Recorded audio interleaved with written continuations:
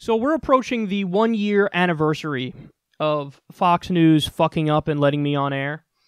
Well, let's take a look at some of the clips from this Fox News appearance, and then we'll come back and discuss it. Kyle, should moderate Democrats worry about this far-left push? No, I think that the far left is actually the way for Democrats to win, believe it or not. So when you look at the polls and you look at all the substantive policy issues, the American people overwhelmingly support Medicare for all, for example. They overwhelmingly support free college. They overwhelmingly want to end the wars. So when you go issue for issue, the American people are actually with the far left. And in fact, President Trump, when he ran in 2016, stole some of those issues. He ran against the wars. He ran against the trade deals. If anything, and Kyle, you might have a point. He also said he wasn't going to touch any of the entitlements, Social Security or Medicare. You make a good point in terms of where the Democratic Party is headed. So let's say the wealthy 1% could pay. Let's say if they paid, let's just give them 45%. Kyle, is that the future of the Democratic Party? I hope it's the future of the Democratic Party. Jeff Bezos has over $100 billion at the same time that we have 60,000 homeless veterans in this country and 400,000 homeless Americans. And the American people, again, to go to the polls, overwhelmingly want to raise taxes on the rich, overwhelmingly want to raise taxes on Wall Street and corporations. I'm talking about 58% of Americans. So if your strategy is to defend the rich, by all means, go right ahead. We're still talking about radical fringe stuff. Abolishing ICE, abolishing law enforcement. You know, abolishing law enforcement. Why are you making things up? That's made up. You just made that up. Who says abolish law enforcement? Yes, you did. Well, you just made that up. Who said abolish law enforcement? Nobody. You did. Excuse me. Is ICE not law enforcement? Customs and Border Protection already protects the border. ICE was created in 2003, and by the way, there are allegations of them literally doing slavery, and that was proven in a court of law. Needless to say, I haven't been back on since.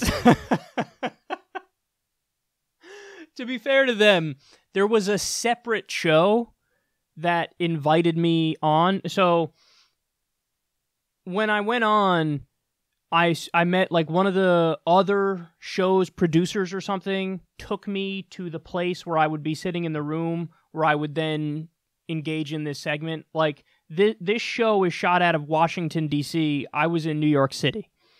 So they took me to the room where I would be shooting out of there. And then I got into a conversation with the producer, and they were like, oh, cool, like, we'll have you on whatever the other show was. And I was like, yeah, no problem. Sounds good. So that producer had separately invited me on their show, but it fell through. But I have not been invited back on this particular show. I wonder why that is. So, yeah, that was fun. And honestly, that was easy. That was easy. As Ken Klippenstein said, they had no idea what to do with me. They're used to having on lefties and just like, okay, now sit there and we're going to railroad you.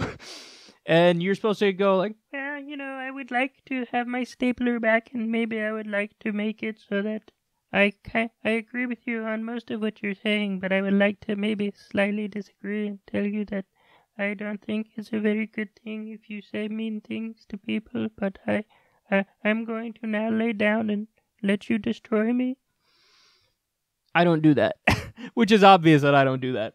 So Progressive Voice brought up, you know, he's been doing this a lot recently, having the conversation, having the discussion.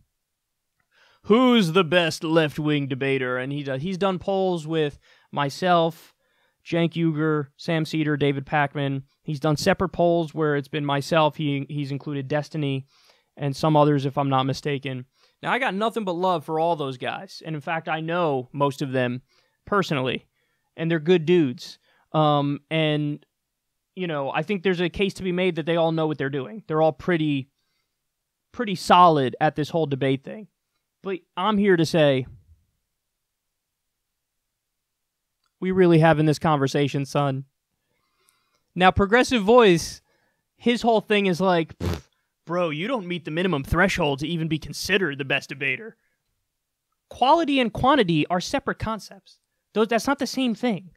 Like, you can be the greatest, but not do it often. Like, Tiger Woods plays in fucking fewer tournaments per year than every other top golfer. And it's been like that for most of his career, actually. Does that mean, like, bro, he hasn't met the minimum threshold to be considered? So, I mean, come on, bro. No, that's just a bad point. So, I'm here to say there is no debate. You can all stop debating. We all know what the answer is. And if you don't believe me, you know, go ask Razor Fist. Go ask him.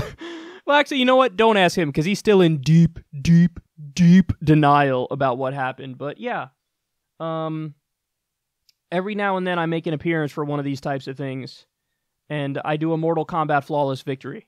And then I go back to my lair, and I relax and eat potato chips, and bask in the glory of what I just did. So, the internet can stop debating. We all know what the answer is.